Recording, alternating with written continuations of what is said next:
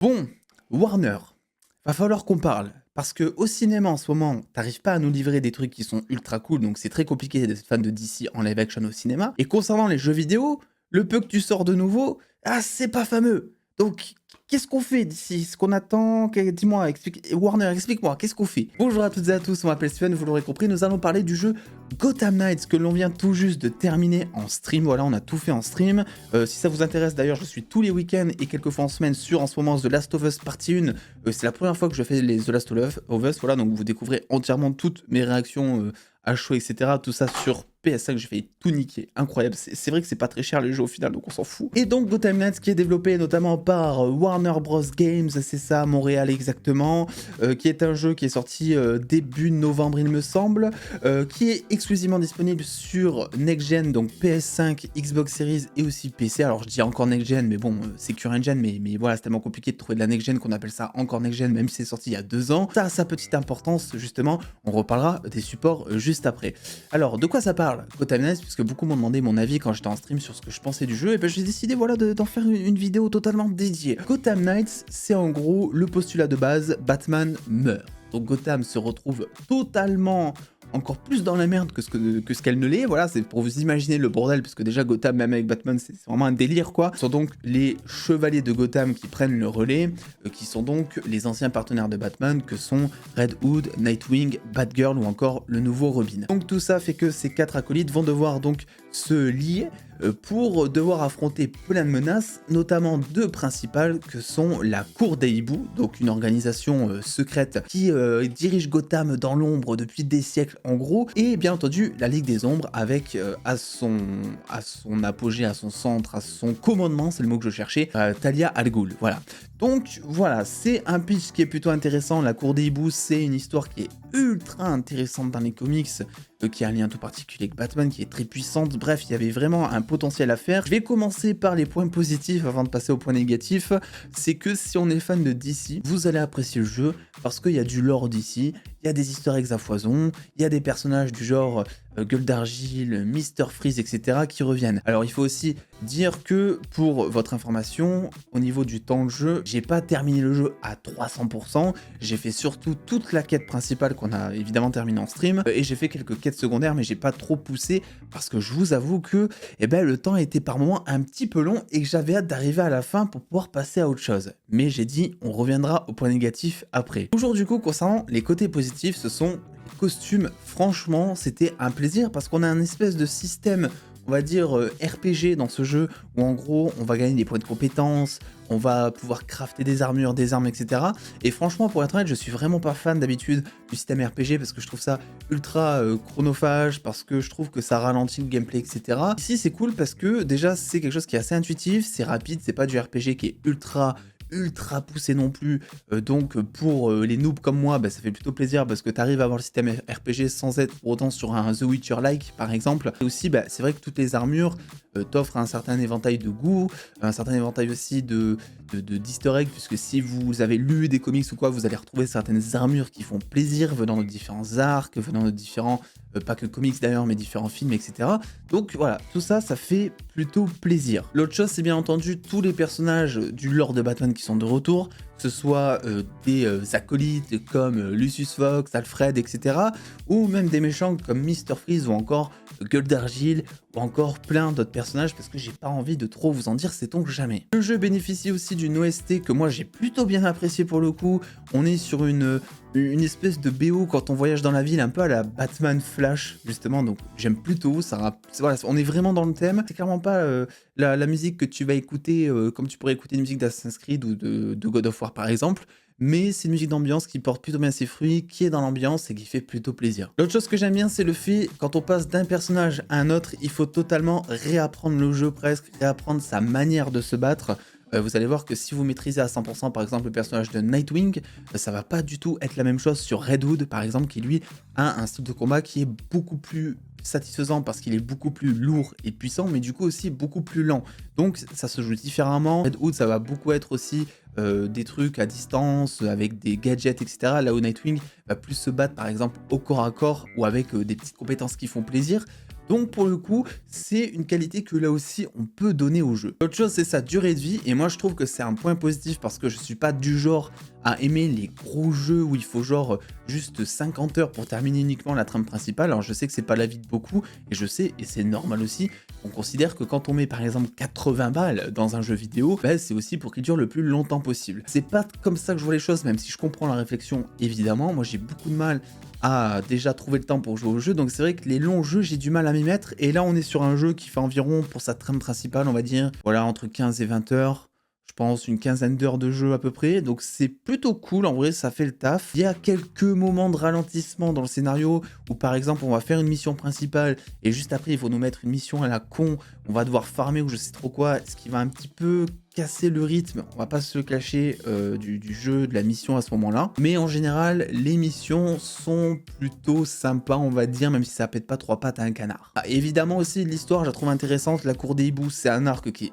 ultra intéressant, qu'on n'avait pas forcément abordé en profondeur jusque-là. Mais c'est aussi un point négatif. On va parler du coup des points négatifs de ce jeu, en commençant par la cour des hiboux, vu qu'on y est. La cour des hiboux est vraiment semi-exploitée. C'est-à-dire qu'on t'explique pendant tout le jeu que c'est une organisation ultra puissante qui tire les cordes dans l'ombre depuis très longtemps, etc. Et en fait, je trouve que t'en vois pas tellement la couleur, tu vois pas tellement à quel point ils sont puissants, que ce soit de manière physique d'ailleurs. Alors certes, il y a des mobs, des monstres qui sont un peu plus compliqués à abattre, mais à côté, politiquement parlant, tu ressens pas à quel point c'est un danger en termes politiques. En fait, à quel point c'est compliqué de se défaire de la cour des hiboux, et que c'est une organisation qui va perdurer encore très longtemps. Le plus gros point négatif selon moi, et c'est un truc de fou parce que j'ai vu absolument personne l'aborder et je trouve ça dingue, c'est que le jeu s'appelle Gotham Knights. Il ne s'appelle pas Nightwing, il ne s'appelle pas Red Hood, il ne s'appelle pas Batgirl, et il ne s'appelle pas Robin, tu as compris, il s'appelle Gotham Knights. C'est de chez Marvel, c'est comme si le jeu s'appelait, on va dire, Avengers, par exemple. C'est pas vraiment l'équivalent, mais t'as compris, c'est une bande. À aucun moment, tu n'as l'impression de jouer en bande. C'est même pas qu'une impression, c'est que encore dans Marvel's Avengers par exemple, qui est un jeu que je trouve très mauvais en termes de gameplay, en fait il te force à faire des team-up, il te force à jouer par moments certains personnages. Voilà, t'es obligé par moments de jouer certains personnages, et même des fois de te découvrir une passion envers lui-même en te disant ah bah oui, finalement il est sympa à jouer ce perso, j'étais pas fan avant, mais là vu qu'ils m'ont obligé à le tester, hop, bah, je vais farmer un petit peu dessus, etc. Et là, dans ce jeu, jamais, tu n'es jamais forcé de jouer avec n'importe quel personnage, tu choisis dès le départ, et si tu veux jouer pendant 20, 30, 40 heures avec Nightwing par exemple, tu peux totalement le faire. Selon moi, en termes d'immersion, c'est un point qui est négatif, et surtout, comme je l'ai dit, le jeu s'appelle Gotham Knights. Et moi, je m'attendais à ce que dans les moments les plus critiques, on va dire, du jeu, des missions où il faut, j'en sais rien, sauver 36 000 personnes, où t'es tout seul et que c'est la grosse galère, et qu'on t'explique que c'est la grosse galère parce que Gotham, par exemple, va se faire détruire, je n'en sais rien. En fait, tu t'attends derrière à ce que, je sais pas, il y ait au moins un petit script ou une petite cinématique où tu vois tous tes acolytes d'un coup de débarquer pour venir t'aider, pour te seconder au moins. Jamais. C'est-à-dire qu'à partir du moment où t'es à Gotham, tous tes acolytes, ils te servent, mais de manière indirecte. C'est plus une excuse pour moins te faire chier pendant l'émission en fait, puisque t'as une oreillette, ils te disent quoi faire, ils t'aident des fois à ouvrir des portes ou je sais trop quoi, mais jamais t'as l'impression d'être une bande de héros, et ça selon moi c'est un énorme point négatif, parce que le côté chevalier au pluriel de Gotham, tu le ressens pas du tout. Voilà, c'est-à-dire que moi j'ai joué pratiquement Nightwing tout du long, mais j'ai eu l'impression d'être sur un jeu Nightwing, quoi, tu vois, donc voilà, je comprends pas que personne l'a abordé. Spider-Man par exemple, Spider-Man PS4, ou même le Spider-Man PS5 qui arrive bientôt, quand il va arriver, on sait qu'on sera avec Miles Morales. Miles Morales, il va être jouable, et on va faire un team-up, voilà, on va comboter. Batman, Arkham Knight, quand on jouait avec Catwoman, on pouvait comboter avec Catwoman, elle était là, elle se battait au moins avec nous, même si on voulait pas la jouer. Là, jamais. Et je trouve ça trop dommage, et je trouve que du coup, on est totalement hors sujet en fait, si vous voulez, quoi, c'est fou. Ensuite, concernant les autres points négatifs, c'est bien évidemment le gameplay. Ça, c'est le truc qui revient peut-être le plus souvent. C'est très robotique, c'est pas assez fluide. T'as l'impression d'être à 2 à l'heure, même quand t'es sur la moto et que t'es à fond, t'as l'impression de rouler genre à 70 pendant que les autres voitures roulent à 50. Enfin, même quand t'es à fond, je sais pas, t'es sur une... Comment on appelle ça, la Batmoto? Je sais plus comment on appelle ça. Mais bref, on est sur une Batmoto, quoi, en gros. Donc c'est censé être un truc ultra puissant, ultra rapide. T'en vois pas la couleur non plus. Les grappins, ils sont d'une lenteur, etc. C'est ouf. Il y a que le côté un petit peu acrobatique de Nightwing que j'ai aimé, parce que là, t'avais une sensation d'acrobatie, de dynamisme, mais sinon ça manque cruellement de choses, et en plus c'est vrai qu'il y a le côté RPG, donc du coup qui dit côté RPG dit des ennemis qui vont être plus haut niveau que toi.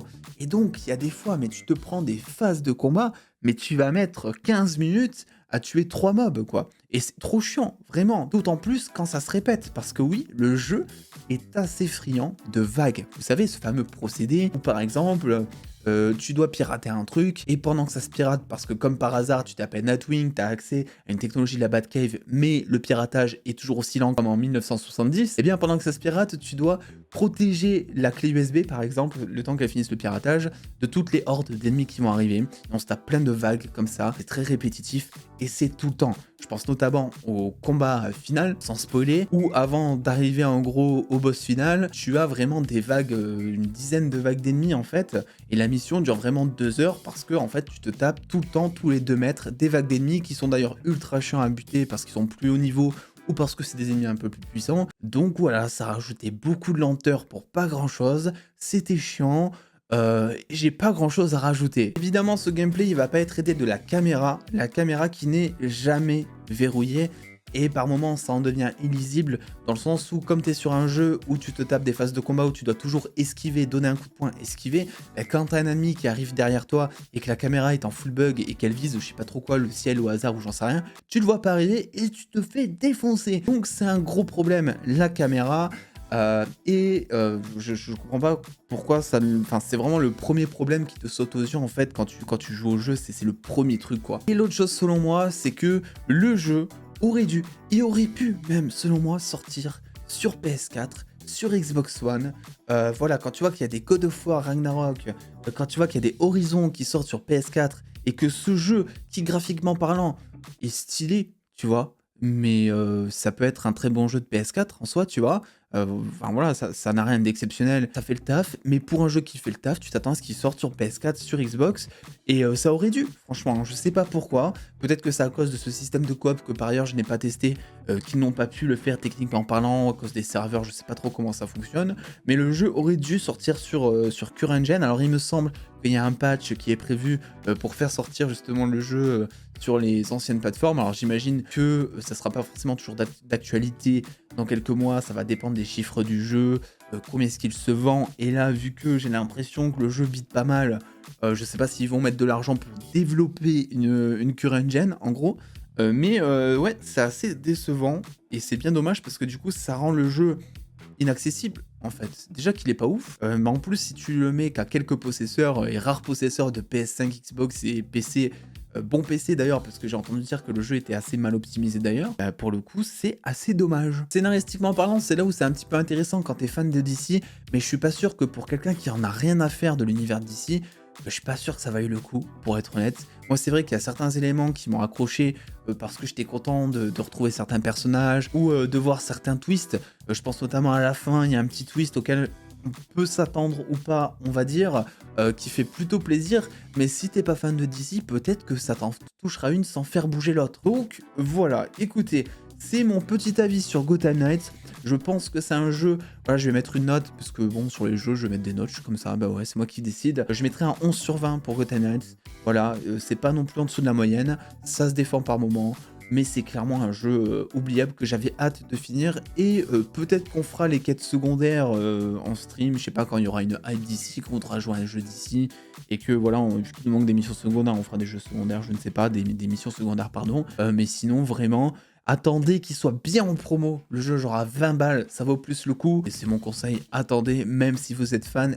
de DC. Et si vous avez joué au jeu, bah, n'hésitez pas à m'en parler, à me le dire, quel a été vous, votre avis sur ce jeu, si vous avez kiffé, dites-moi pourquoi justement, qu'est-ce qui vous a surpris, le pouce bleu, l'abonnement, les réseaux sociaux, tout ça est en description, la chaîne Twitch, pour suivre l'aventure sur The Last of Us tous les week-ends à partir de 16 h et des fois la semaine. Voilà, donc activez les notifs parce que je ne préviens pas. Bref, des bisous les dos, passez une très bonne journée et à très vite.